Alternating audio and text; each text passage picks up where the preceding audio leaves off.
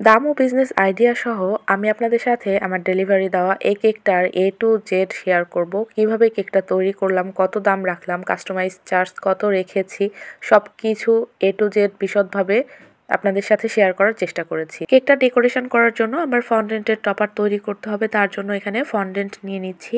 আর আমি সবসময় homemade fondant তৈরি করে তারপরে সেটা দিয়েই কাজ করি। তবে আজকে আমার কাছে হোমমেড ফন্ডেন্ট একটুও ছিল না, যার জন্য আমি কেনা ফন্ডেন্ট ব্যবহার করছি। কেনা ফন্ডেন্টটা আমি এখনই কিনে এনে ব্যবহার করছি, তার জন্য অল্প একটুই কিনে এনেছি, কেননা আমার বাসাতে আমি তৈরি করি ফন্ডেন্ট, আর সেই ফন্ডেন্ট দিয়ে কাজ করতে বেশি সুবিধা মনে হয়। আর কেনা ফন্ডেন্টের দামটা ধরেন যে 1 কেজির দাম 1200 টাকা, আর আমি 200 থেকে 300 টাকা খরচ করে কিন্তু বাসাতে 1 কেজি ফন্ডেন্ট তৈরি করতে পারি। সেজন্য সবসময় আমি বাসায় তৈরি ফন্ডেন্টই ব্যবহার করি। তো যাই হোক, এখান থেকে প্রায় 50 গ্রাম মতো আমি ফন্ডেন্ট নিয়ে নিলাম। 100 গ্রাম মতো আমি কিনেছিলাম 120 টাকা দিয়ে, তো সেখান থেকে 50 গ্রাম নিয়ে নিলাম। আর কেনা ফন্ডেন্টে যেহেতু সিএমসি পাউডার দেওয়া থাকে না, জন্য আমাদেরকে সিএমসি পাউডার একটুখানি ব্যবহার করতে হবে। 50 গ্রামে আমি কতটুকু সিএমসি পাউডার নিচ্ছি এটা একটু লক্ষ্য করুন। খুব বেশি সিএমসি পাউডার দেওয়া যাবে না, তাহলে ফন্ডেন্টটা অতিরিক্ত ড্রাই হয়ে ভেঙে ভেঙে যাবে। তাই খুবই সামান্য পরিমাণে, দেখতেই পাচ্ছেন 1 চিমটির থেকেও কম আমি এখানে সিএমসি পাউডার নিয়েছি। এখন সিএমসি পাউডারটার সাথে ফন্ডেন্টটা খুব ভালো মতো আমি মথে নিচ্ছি। আর ফন্ডেন্ট হ্যান্ডেল করার জন্য অবশ্যই কর্নফ্লাওয়ারটাই ব্যবহার করতে হবে, যার জন্য আমি একপাশে কর্নফ্লাওয়ারটা নিয়েছি এবং কর্নফ্লাওয়ারটা দিয়েও খুব ভালো মতো ফন্ডেন্টটাকে মথে নিচ্ছি। আজকের কেকটা ডেকোরেশন করতে আমার খুব বেশি ফন্ডেন্টের প্রয়োজন হবে না, এটা একটা সেমি ফন্ডেন্টের কাজ ছিল। তো তার জন্য আমি 50 গ্রাম নিয়েছি এখানে ফন্ডেন্ট, তবে 50 গ্রামও আমার লাগবে না, কিন্তু একটু বেশি করে নেওয়াই ভালো, কেননা দেখা যায় কাজ করতে করতে শর্ট পড়লে আবারও ফন্ডেন্ট বেলাবেলি করা বা কালার মেশানো খুব ঝামেলা মনে হয়। তার জন্যই আমি 50 গ্রাম নিয়েছি। তো একটা ভাগে আমি লাল কালার মিশিয়ে নিচ্ছি। তো এই লাল কালারটা মেশানো হয়ে গেলে এখন আমি আরেকটা কালার মেশাবো। আর এখান থেকে আরেকটু ফন্ডেন্ট আমি কেটে নিচ্ছি, এটা ব্যাটের কালার হবে। তো লাল কালারটা আমার হাতে ভরে আছে, তো এটা দিয়ে আবারও একটুখানি মথে নিয়ে এর সঙ্গে একটুখানি হলুদ ফুড কালার আমি দিব, আর সামান্য একটু গোলাপি ফুড কালার দিব। আর ফুড কালারটা আমি হাতের সাহায্যে আঙুলের সাহায্যে দিয়ে নিচ্ছি, খুবই সামান্য পরিমাণে। একটা লাইট কালার তৈরি করব এখানে। এক্স্যাক্ট কালারটা আমি ঠিক বলতে পারছি না, তবে কিছুটা কাঠ কালারের মতো, কাঠের কালার হয় না যেরকম, ওরকম টাইপের একটা কালার। এখন একটু গোলাপি ভরে নিয়ে আবারও ভালো মতো মথে নিচ্ছি। তো যাই হোক, এখানে একটা লাইট কালারের ফন্ডেন্ট তৈরি করে নিচ্ছি, এটা ব্যাট তৈরি করব তার জন্য। তো ফন্ডেন্টের কালার মেশানো শেষ। আমি আরেকটা ফন্ডেন্টে কালার মিশিয়েছিলাম, কেন জানি না, ওইটা ভিডিও হয়নি। তো কিভাবে চকলেট কালার এনেছিলাম ওইটা আমি যখন ওই ফন্ডেন্ট দিয়ে কাজ করব তখন বলে দিব। তো যাই হোক, সাদা ফন্ডেন্টটাকে আমি বেলে নিচ্ছি, আর বেলে নেওয়ার সময় অবশ্যই কর্নফ্লাওয়ারটা নিয়ে আপনাদেরকে বেলে নিতে হবে। এখন আমি এখান থেকে কেটে নিচ্ছি। এখন আমি যেটা বানাচ্ছি এটার এক্স্যাক্ট নাম আমি জানি না, সেজন্য বলতে পারছি না। তবে ক্রিকেট খেলার সময় পায়ে যেটা হিঁটুতে যেটা পড়ে আর কি, ওইটা বানাচ্ছি। জানি না, আপনারা জানলে নামটা অবশ্যই কমেন্টে লিখে যাবেন। তো আমি 2টা ফন্ডেন্ট কেটে নিয়ে সামনের দিকটা একটু নজলের সাহায্যে কেটে নিলাম। নেওয়ার পর এখানে একটা পেন্সিল নিয়েছি, পেন্সিলের উপরে এভাবে ফোল্ড করে দিয়ে দিলাম। আসলে কাজটা কিভাবে করছি একটু ভালো করে লক্ষ্য করলে বুঝতে পারবেন। আর এখানে যে টুলসটা দেখতে পাচ্ছেন এইটা হচ্ছে ক্লের টুলস। তো ওইটা দিয়ে আমি উপরে একটু টেনে টেনে একটা ডিজাইন করে নিচ্ছি। এটা কিন্তু কেটে নিচ্ছি না, একটা লম্বা লম্বা ডিজাইন করে নিয়ে তারপরে আমি নজলের সাহায্যে সামনের দিকটা একটুখানি কেটে নিচ্ছি, যাতে করে এক্স্যাক্ট ওই জিনিসটার মতো ডিজাইন হয়। তো যাই হোক, এটাকেও এখন আমি পেন্সিলের উপরে এভাবে ভাঁজ করে দিয়ে দিব। আর এভাবে পেন্সিলের উপরে ভাঁজ করে দিলে দেখা যাবে যে এটা যখন শুকিয়ে যাবে তখন সুন্দর মতো এটা সেট হয়ে যাবে। তো যাই হোক, এখন আমি ছোট 2টা ফন্ডেন্ট কেটে নিয়ে সেটা পানির সাহায্যে জোড়া লাগিয়ে নিব। আর ফন্ডেন্টের সাথে ফন্ডেন্ট জোড়া লাগানোর ক্ষেত্রে পানিটাই ব্যবহার করতে হবে, খুব বেশি পানি দেওয়া যাবে না। তুলির সাহায্যে খুব সামান্য পরিমাণেই পানি লাগিয়ে নিয়ে আমি ফন্ডেন্ট দুটো সেট করে দিয়েছি। এরপর সামনের দিকটাতে চিকন ফন্ডেন্ট দিয়ে আমি সেট করে নেব, এতে করে একদম দেখতে রিয়েলিস্টিক লাগবে। তো যাই হোক, এই দুটো আমার প্রায় বানানো কমপ্লিট। এখন আমি একপাশে সরিয়ে রেখে দিচ্ছি। এখন আমি ক্যাপ বানিয়ে নিব। ক্যাপ বানানোর জন্য ছোট একটা ফন্ডেন্ট আমি গোল করে তারপরে আঙুলের সাহায্যে একটু চ্যাপ্টা করে নিয়েছি। তো এটা আসলে বানানো খুবই সহজ। দেখুন, প্রথমে একটু গোল করে নিয়ে তারপরে চ্যাপ্টা করে নিলেই মানে ক্যাপের যে উপরের অংশটা হয় অর্থাৎ টুপির উপরের অংশটা হয়ে যাবে। এরপর আমি একটা বড় নজেলের সাহায্যে গোল একটা অংশ কেটে নিয়েছি। তো তার উপরে ছোটটা বসিয়ে দিলাম। দেখুন খুব সুন্দর একটা টুপি হয়ে গেল। এখন আমি জার্সি তৈরি করে নিব।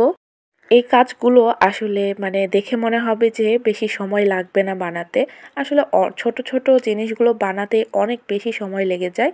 তো আমার এখানে জার্সিটাও প্রায় কেটে নেওয়া কমপ্লিট। এখন আমি অসমান অংশগুলো সমান করে নিচ্ছি আর জার্সির গলার সাইডটা আমি নজেলের সাহায্যে কেটে নিচ্ছি যাতে করে দেখতে জার্সির মতোই লাগে। এখন আমি জার্সিটাকে একটু সাজিয়ে নিব। তার জন্য একটু লাল ফন্ডেন্ট বেলে চিকন করে কেটে নিচ্ছি। কেটে নেওয়ার পরে জার্সির নিচের সাইডে বর্ডার দিয়ে নিব। আসলে বর্ডারটা দিলে জার্সিটা দেখতে আসলে আসল মনে হবে এরকম। তো তুলির সাহায্যে একটুখানি পানি লাগিয়ে নিয়ে আমি নিচে বর্ডারটা দিয়ে নিচ্ছি। বাড়তি অংশটুকু কেটে বাদ দিয়ে দিব। এরপর গলার অংশটাতে একটুখানি লাল ফন্ডেন্ট লাগিয়ে নিচ্ছি।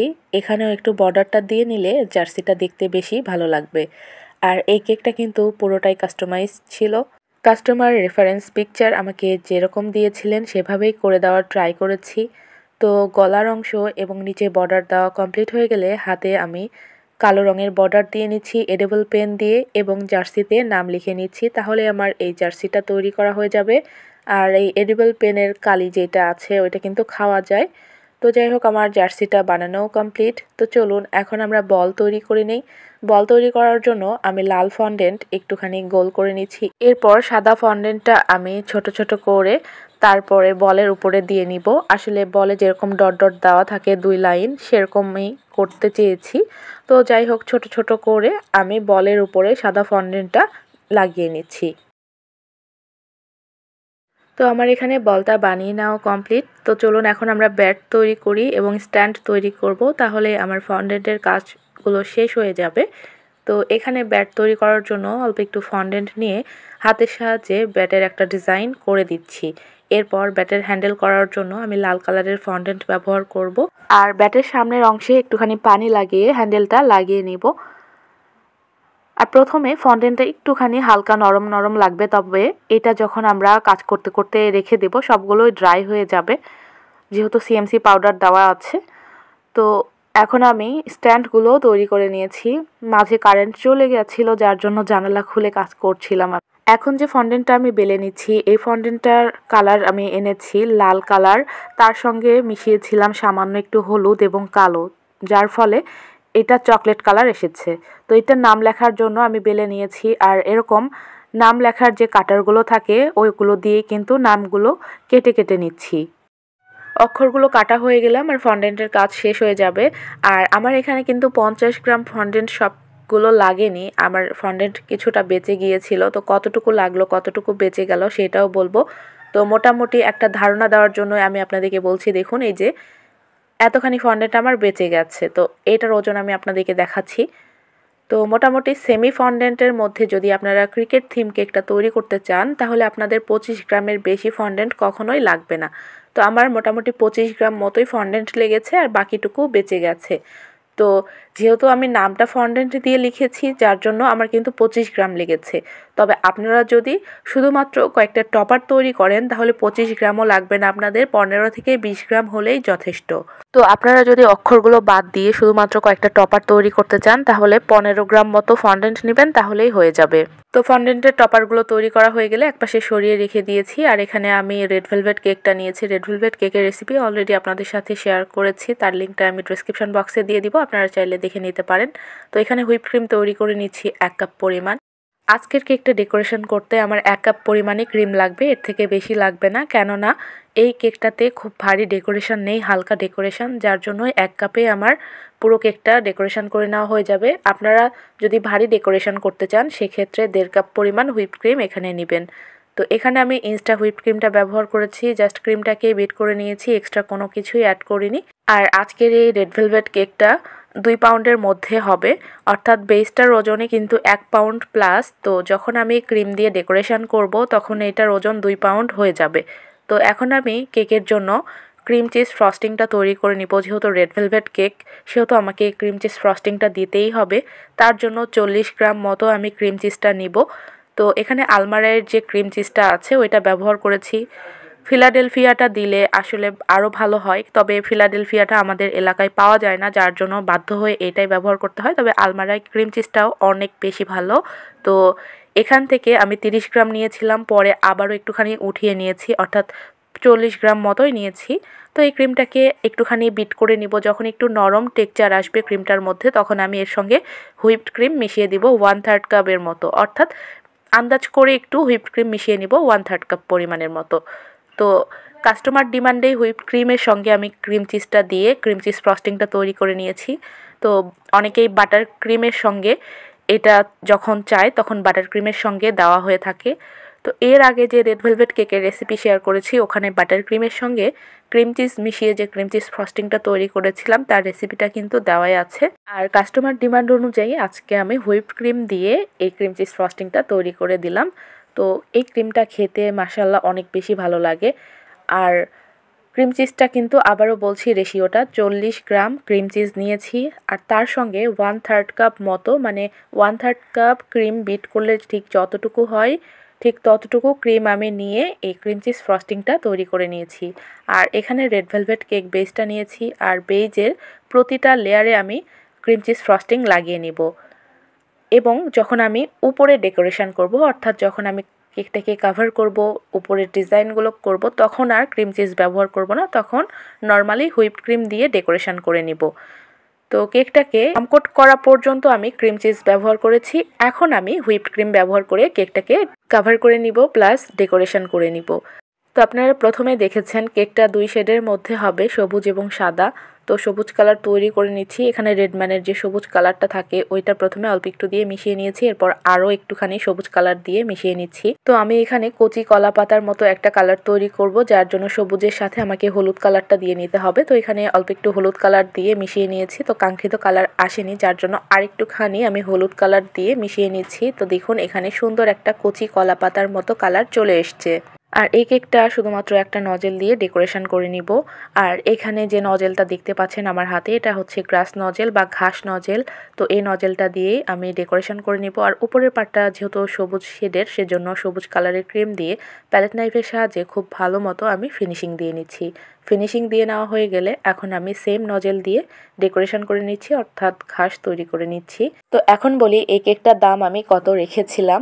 যেহেতু এটা হুইপড ক্রিম দিয়ে ক্রিম চিজ ফ্রস্টিং তৈরি করেছি আমি, তাই এই কেকটার প্রতি পাউন্ডের দাম রেখেছিলাম 1000 টাকা করে। আর যদি আমি ক্রিম চিজটা বাটার ক্রিম দিয়ে তৈরি করতাম তাহলে এর পাউন্ড দাঁড়াতো 1200 টাকা করে। তারপর এটাতে ছিল সেমি ফন্ডেন্টের কাজ, যার জন্য এর কাস্টমাইজ চার্জটা খুব বেশি একটা রাখিনি।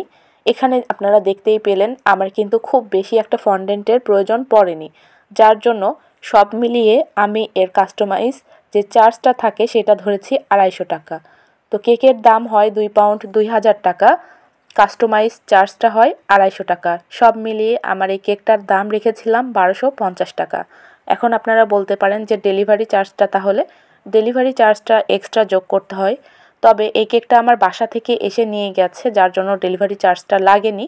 যদি এটা আমি ডেলিভারি করতে যেতাম সেক্ষেত্রে দূরত্বের উপর নির্ভর করে ডেলিভারি চার্জটা আমি নিতাম।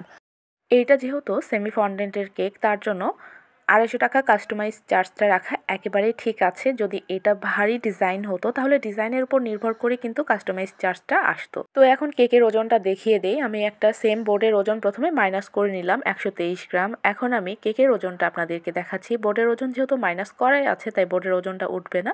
বোর্ড বাদে দেখুন কেকের ওজনটা এসেছে 970 গ্রাম। তার মানে বুঝতেই পারছেন কেকটা 2 পাউন্ড প্লাস হয়েছে, অর্থাৎ 450 গ্রামে 1 পাউন্ড হয়, 900 গ্রামে আপনার 2 পাউন্ড হয়, তাহলে কেকটা 2 পাউন্ড প্লাস হয়েছে। তো যাই হোক, অনেক কথাই বলে ফেললাম, ভুল ত্রুটি হলে ক্ষমা সুন্দর দৃষ্টিতে দেখবেন। আজকের মতো ভিডিওটি এখানেই শেষ করছি। কথা হবে নেক্সট ভিডিওতে। সেই পর্যন্ত সবাই অনেক বেশি ভালো থাকবেন, সুস্থ থাকবেন। আল্লাহ হাফেজ।